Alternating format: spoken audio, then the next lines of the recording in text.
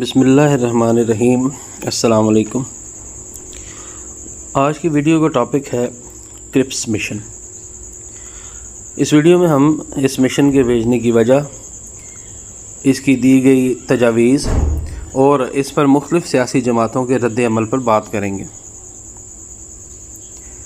حکومت برطانیہ نے مارچ 1942 میں اپنے ایک سینئر وزیر سر اسٹیفرڈ کرپس کو اس مقصد کے لیے ہندوستان بھیجا کہ وہ ہندوستان کی سیاسی قیادت کو جنگ عظیم دوم میں برطانیہ کا ساتھ دینے پر آمادہ کریں۔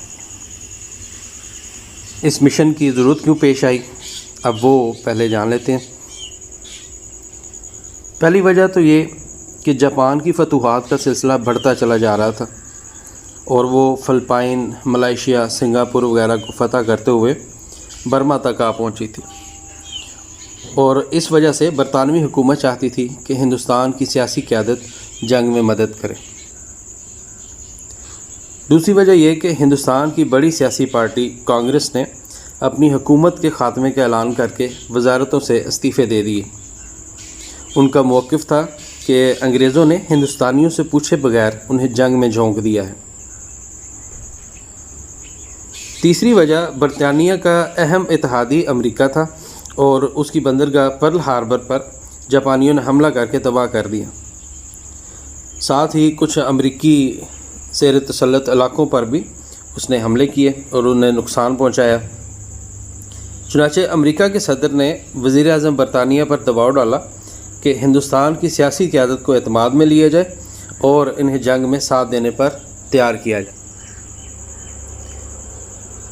ان وجوہات کی بنا پر برطانوی حکومت ہندوستانیوں سے مذاکرات کرنے پر مجبور ہو گئی اور 9 مارچ 1942 کو برطانوی کابینہ ہندوستان میں ایک مشن بھیجنے پر راضی ہو گئی اور سر اسٹیفرڈ کرپس کو اس کام کے لیے منتخب کیا گیا۔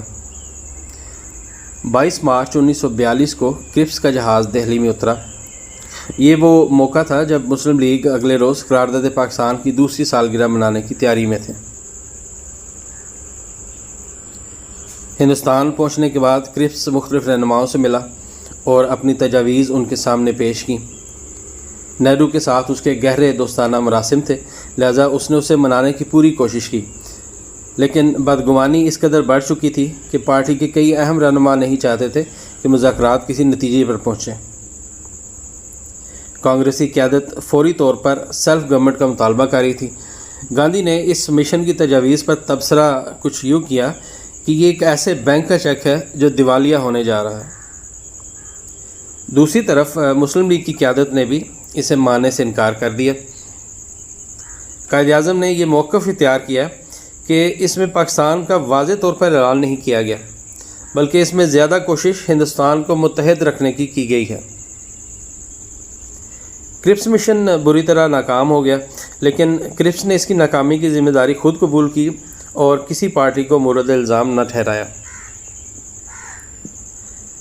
اب ان مشن کی جو ہے تجاویز دیکھ لیتے ہیں کہ کیا تجاویز لے کے وہ ہندوستان میں آیا تھا۔ تو پہلی تجویز جو اس نے دی تھی وہ تھی، جنگ کے بعد ہندوستان تاج برطانیہ کے ماتحت تو ہوگا، لیکن برطانوی حکومت کسی قسم کی مداخلت نہیں کرے گی۔ دفاع، امور خارجہ اور مواصلات سمیت تمام شعبے ہندوستانیوں کے سپرد کر دیے جائیں گے۔ ایک مرکزی اسمبلی منتخب کی جائے گی جس کے چناؤ کا اختیار صوبوں کو ہوگا اور وہ آئین سازی کرے گی۔